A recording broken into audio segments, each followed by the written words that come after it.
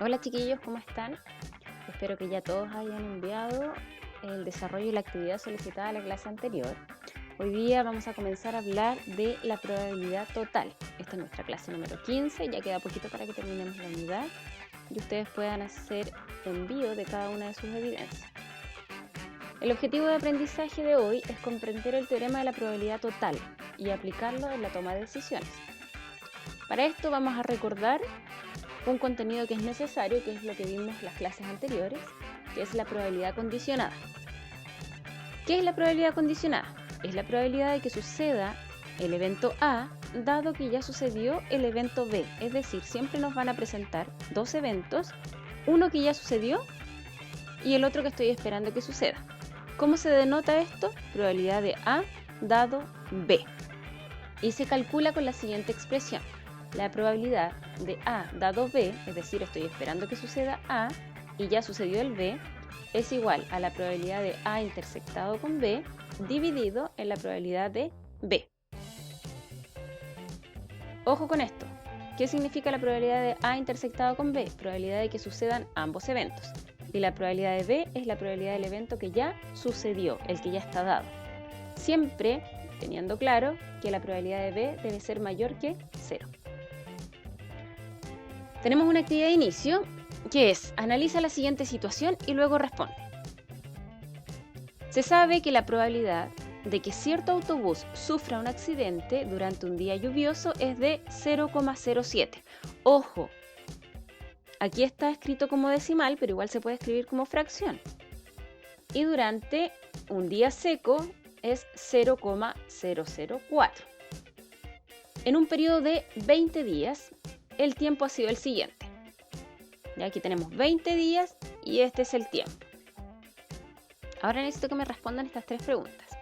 La A, ¿cuántos días ha llovido? Ustedes observan aquí y anotan cuántos son los días. B, ¿cuántos han sido los días secos?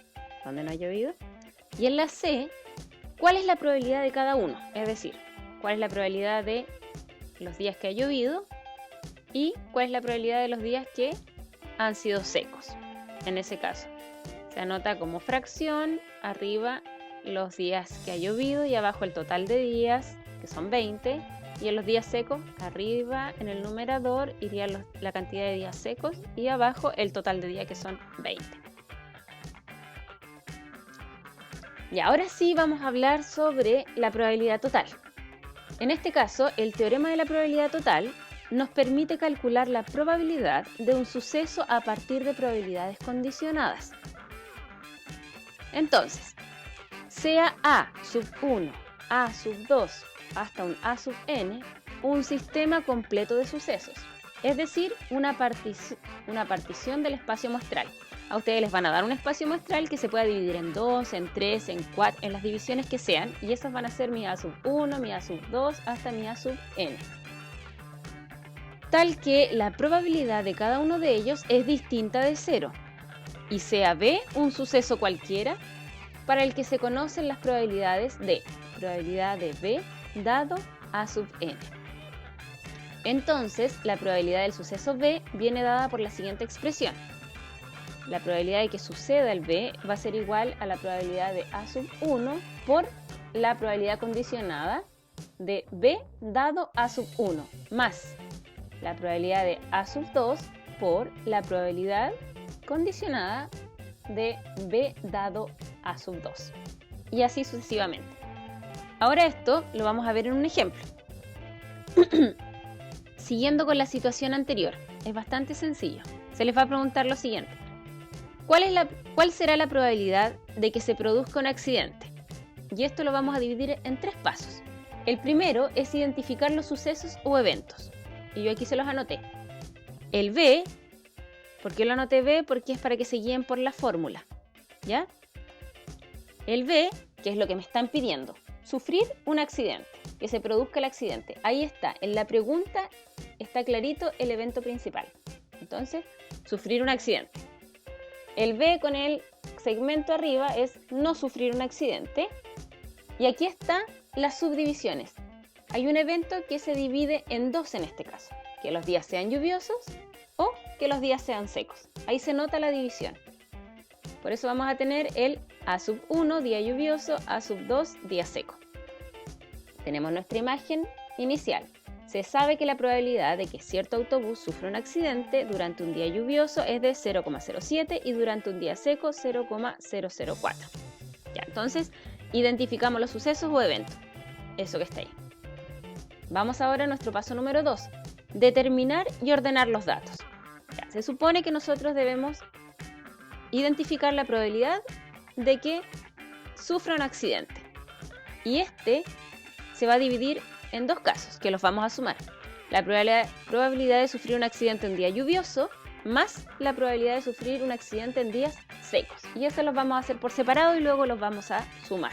Entonces, tenemos la probabilidad de sufrir un accidente en día lluvioso. El suceso B es el mismo para ambos.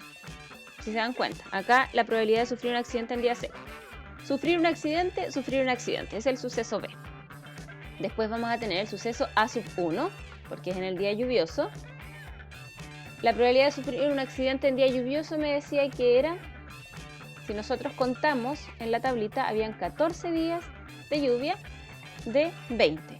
Y el suceso A sub 2 en día seco, si ustedes contaban los días en que no había llovido, eran 6 de 20. Eso se saca de la tablita. Y luego, la probabilidad de B dado el A sub 1. Y eso también lo dice el problema al inicio. La probabilidad de sufrir un accidente un día lluvioso era de 0,07. Información extraída del problema planteado. Y después la probabilidad de que suceda B dado A sub 2, que es el día seco, era 0,004. Tenemos toda nuestra información y ordenamos los datos.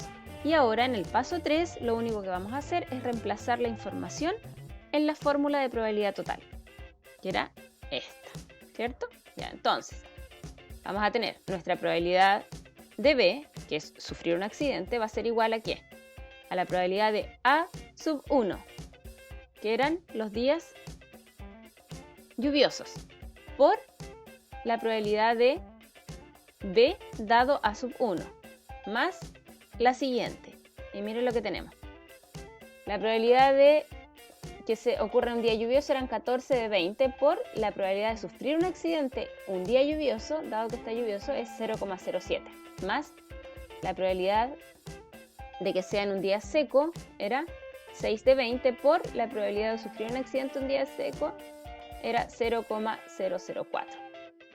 Se reemplaza, luego hacemos las operaciones. Esto yo lo transformé a decimal. 14 dividido en 20, 0,7 por 0,07 más el 6 dividido en 20, 0,3 por 0,004.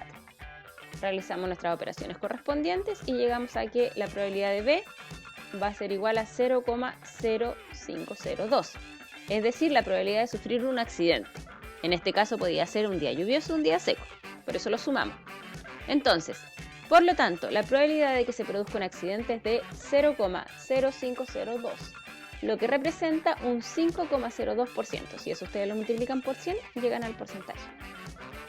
Esto significa que de cada 100 viajes realizados, en 5 de ellos podría ocurrir un accidente. Ahora vamos a realizar una actividad.